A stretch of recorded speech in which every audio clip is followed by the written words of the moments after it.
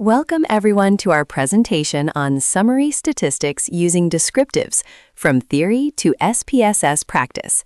This session is specifically designed as a step-by-step guide for economics and research students. Our primary objective today is to explore how to effectively summarize data, especially normally distributed scale variables, and crucially, how to identify unusual cases by computing z-scores. Think about analyzing a dataset like household incomes. Before diving into complex models, you first need to understand the basics. What's the average income? How spread out are they? And are there any outliers? Descriptive statistics helps us answer these fundamental questions. So why is this initial exploration of our data so fundamentally important? Let's explore how we turn raw, noisy data into meaningful economic insight. We often begin our analysis with raw economic data, such as household income figures or GDP growth rates. This data can appear as a chaotic cloud of numbers, noisy and overwhelming. The fundamental challenge we face is to extract meaningful signals from this noise.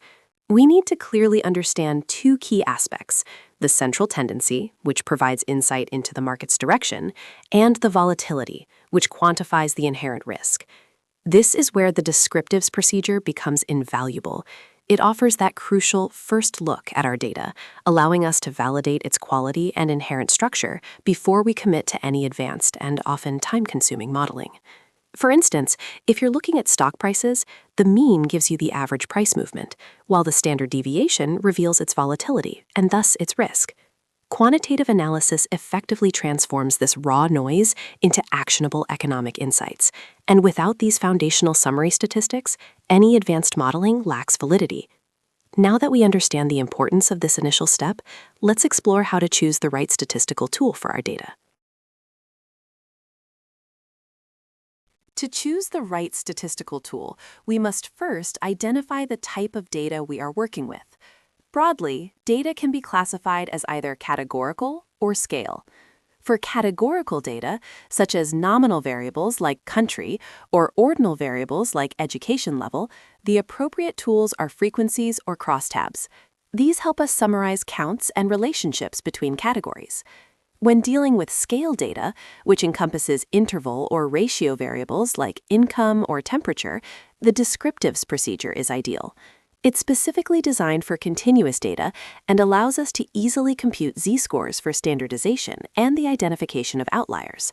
For more detailed normality tests, such as the Shapiro-Wilk, we'd then utilize the Explorer command. Think of it this way: if your data describes types of cars, you'd count them with frequencies.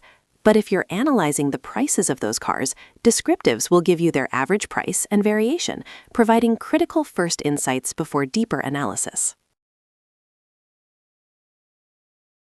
At the heart of standardization is the z-score, a powerful statistical tool that allows us to understand the relative position of any data point.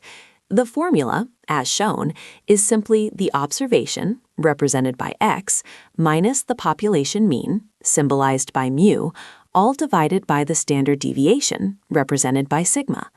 Essentially, a z-score tells us exactly how many standard deviations a specific raw score is away from the mean of the distribution. For instance, a z-score of 0 means the observation is precisely at the mean.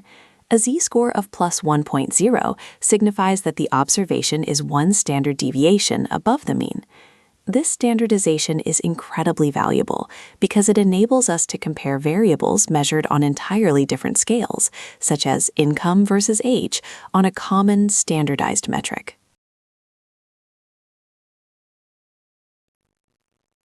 Before we apply the descriptives procedure, it's crucial to understand the assumptions that underpin its validity.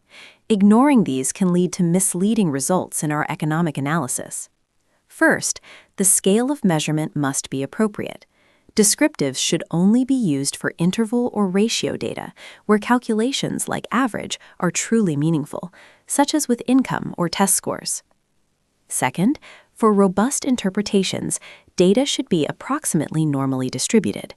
While the procedure will run, the mean is a more reliable measure when the data isn't heavily skewed.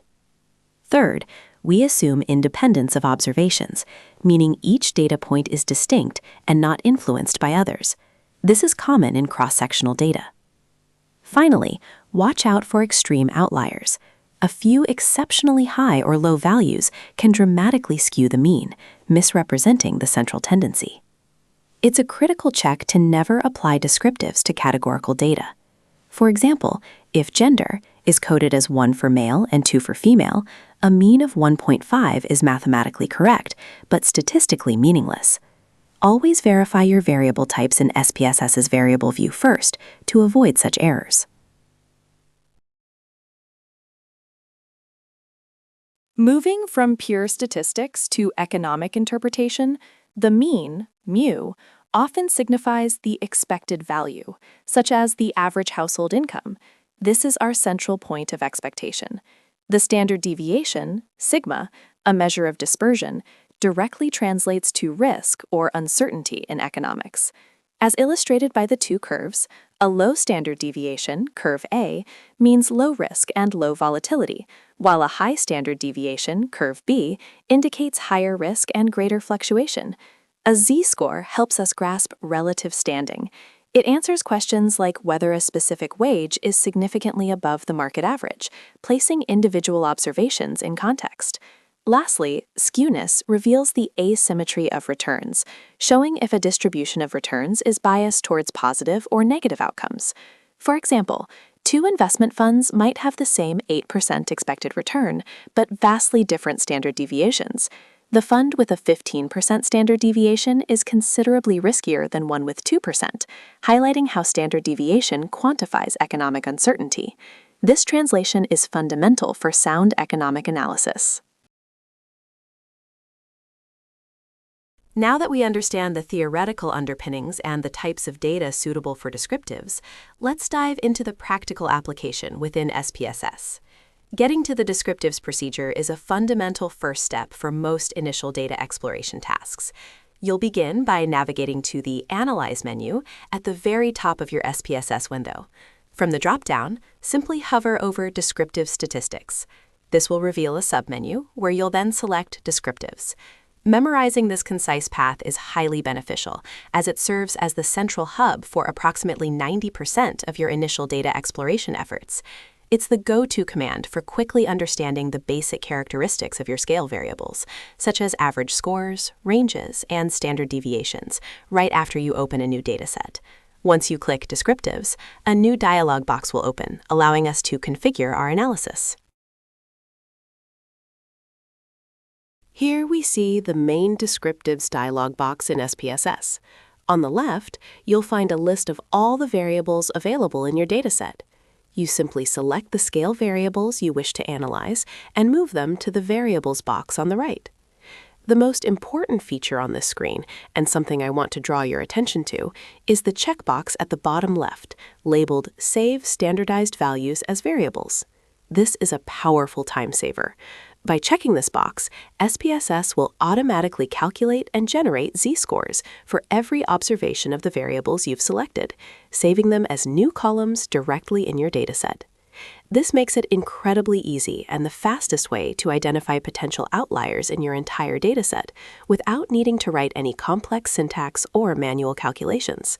It's a crucial step for initial data validation. Inside the Options subdialog, you can select which statistics to compute. By default, mean, standard deviation, minimum, and maximum are selected. However, the mean and standard deviation alone are not enough. It is best practice to always request skewness and kurtosis. These two statistics are essential for testing the normality assumption. Skewness tells you if the data is biased to one side, while kurtosis tells you about the tailedness or peak of the distribution. If you are analyzing income data, you might find a high positive skewness. This indicates that while most households have incomes clustered around the mean, there is a long tail of a few very high-income households. This would tell you that the mean might be an inflated representation of the typical household. Let's begin our practical case study in SPSS. First, we need to open the Descriptives dialog box. Here, we identify our target variable, grade, which is a scale variable, and move it from the left list into the variables box on the right. This is step 1. Next, and this is a crucial step for subsequent outlier analysis, we must ensure the Save Standardized Values as Variables checkbox is selected. This action instructs SPSS to automatically calculate the z-score for every observation in the grade variable and create a new column, typically named z-grade, in our dataset. Finally, after confirming our options are set correctly, we simply click OK to execute the procedure and generate our descriptive statistics. It is vital to remember that the target variable, like grade, must be numeric or scale. If you accidentally select a string or text variable, SPSS will not be able to compute any statistics. After running our descriptives procedure in SPSS, the first output we receive is this descriptive statistics table. Let's break down the key figures for our student grades variable. The N column indicates that we have 105 valid observations, meaning grades for 105 students were included in this analysis. The mean grade is 76.5, which represents the average score for the class. This serves as our central point of reference. Most importantly, the standard deviation is 12.4. This value tells us about the spread of the data. Essentially, most students scored within approximately 12 points, either above or below that average grade of 76.5. To put this into perspective, a grade of 90 would be considered quite good, as it's more than one standard deviation above the mean, while a grade of 60 would be low, falling more than one standard deviation below it.